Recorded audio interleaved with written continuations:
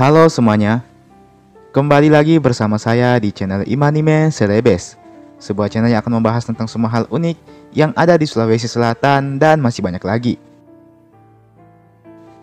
Di video kali ini, kita akan kembali melanjutkan sejarah Sulawesi Selatan di episode yang ke-11. Oke, sebelum lanjut ke pembahasan, seperti biasa, saya mau mengajak teman-teman semua buat yang belum subscribe, supaya bisa terlebih dahulu tekan tombol subscribe-nya, supaya channel ini bisa terus berkembang dan memberikan informasi, hiburan, serta wawasan kepada kita semua. Oke? Kalau sudah, langsung saja. Mari kita masuk ke pembahasan.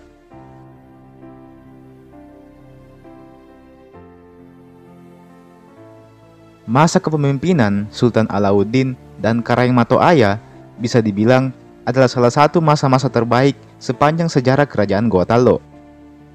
Salah satu bukti pencapaian keduanya adalah dengan berdamai dengan saudara mereka yang ada di Bugis. Meskipun Gotalo adalah kerajaan yang amat sangat kuat, namun Gotalo tidak sama dengan yang dulu. Masuknya ajaran Islam menjadikan Gotalo sebagai negara yang lebih baik dari sebelumnya.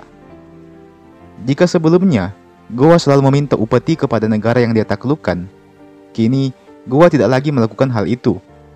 Goa bahkan memberikan kebebasan kepada kerajaan lain untuk tetap menjalankan sistem pemerintahannya tanpa harus merasa takut dengan ancaman kerajaan Goa. Goa adalah penguasa yang tidak tampak seperti penguasa. Kira-kira seperti itulah gambaran kerajaan Goa pada masa itu. Di tahun 1624, Sultan Alauddin bahkan mendukung para anggota Telum Pocoe untuk kembali bersatu dan menjaga persaudaraan di antara mereka. Goa menegaskan bahwa Telum Pocoe hanya perlu memerangi musuh yang mencoba untuk melawan Islam.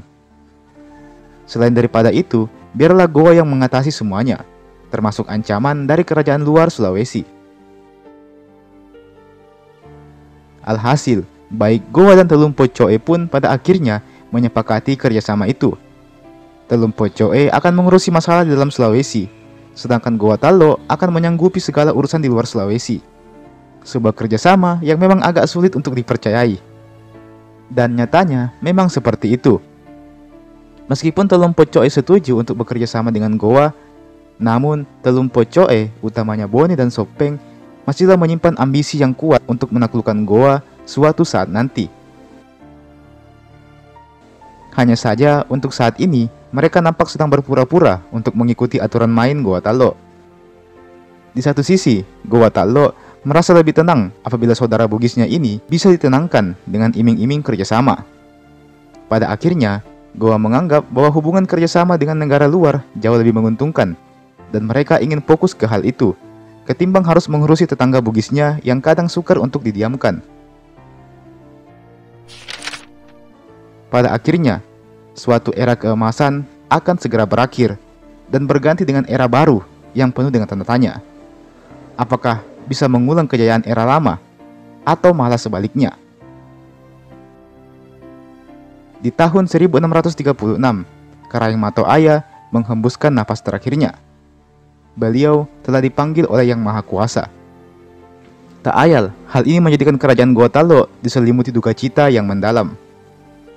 Dan hanya 3 tahunan berselang, di tahun 1639, Sultan Alauddin juga ikut dipanggil oleh Yang Maha Kuasa. Pada masa itu, Goa telah menunjukkan kehebatannya.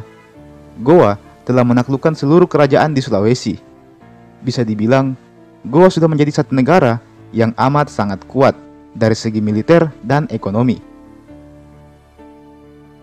Tidak hanya itu, disebutkan juga kalau Goa telah menjalin aliansi dengan Aceh dan Mataram, dua kerajaan yang sama kuatnya dengan Goa.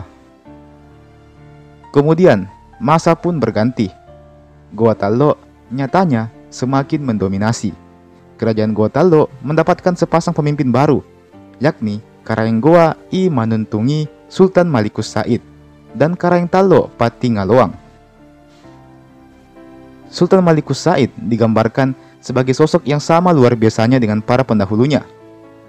Masa kepemimpinannya berhasil membuat Goa tumbuh dengan sangat kuat, bahkan dikenal dunia. Disebutkan bahwa Goa kala itu menjadi kerajaan yang tak pernah terkena wabah penyakit, perang yang serius, ataupun bencana alam yang besar. Tak heran apabila sosok Sultan Malikus Said ini mendapatkan pujian yang sangat banyak. Berhasilnya Goa tanpa terkena bencana alam apapun disinyalir adalah sebuah pertanda bahwa Allah Subhanahu wa Ta'ala telah meridhoi beliau sebagai seorang pemimpin yang layak. Disebutkan juga dalam kronik Goa kalau Sultan Malikus Said ini memiliki hubungan yang baik dengan dunia internasional. Beliau bersahabat dengan orang-orang penting dari berbagai negara seperti Spanyol, India, Portugis, Inggris, dan sejumlah kerajaan Islam. Bisa dibilang, Goa bukan lagi sebuah kerajaan biasa di Nusantara. Goa adalah kerajaan internasional yang dikenal di seluruh dunia.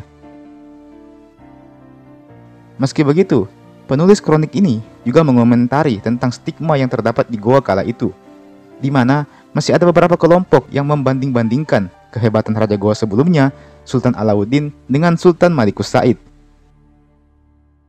Sultan Alauddin dinilai masih jauh di atas Sultan Malikus Said dalam hal kepemimpinan. Meski begitu, untuk urusan Perdana Menteri, Karayeng Pattingaloang yang notabene adalah anak dari Karayeng Matoaya, dianggap sebagai yang terbaik di antara Karayeng Talo sebelum-sebelumnya. Karayeng Pattingaloang memiliki kecerdasan intelektual yang melampaui ayahnya, Karayeng Matoaya. Beliau mampu dengan lancar berbahasa Portugis, Spanyol, Latin, Inggris, Prancis, dan bahkan Arab. Hebatnya lagi, beliau tidak sekedar bisa berbicara saja, tetapi juga mendalami sastra dari setiap bahasa tersebut.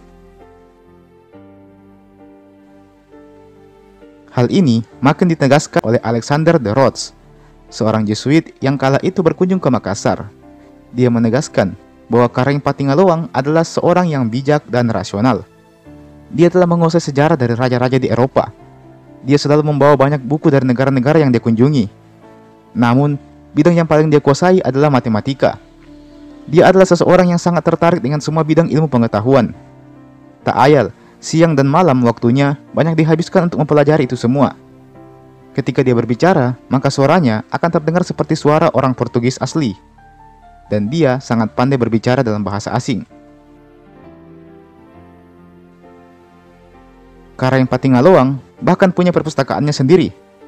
Beliau mengoleksi banyak sekali buku-buku yang dia bawa dari perjalanannya mengelilingi dunia. Baginya, Goa seperti sedang berusaha untuk membuka dunia baru. Dunia yang penuh dengan keajaiban bernama ilmu pengetahuan. Rasa ingin tahunya yang besar membuatnya berambisi untuk suatu saat nanti mampu membuat kerajaan Goa Talo jadi sejajar dengan kerajaan-kerajaan besar yang ada di dunia, terutama di Eropa.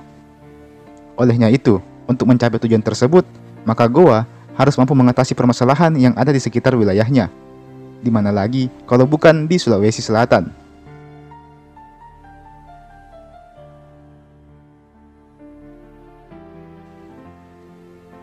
Dan teman-teman, itulah tadi sejarah Sulawesi Selatan episode yang ke-11. Kita masih akan lanjut episode 12, 13, dan seterusnya. Mungkin beberapa hari setelah video ini saya upload. Jadi stay tune terus di channel ini. Oke? Jangan lupa untuk like ini video, share ini video, dan subscribe ke channel ini tentunya. Nyalakan juga loncengnya, supaya Anda gak ketinggalan lagi kalau ada video baru saya upload di channel ini. Dan sebagai penutup, saya ucapkan terima kasih banyak telah menonton video ini sampai habis. Dan sampai jumpa di video berikutnya.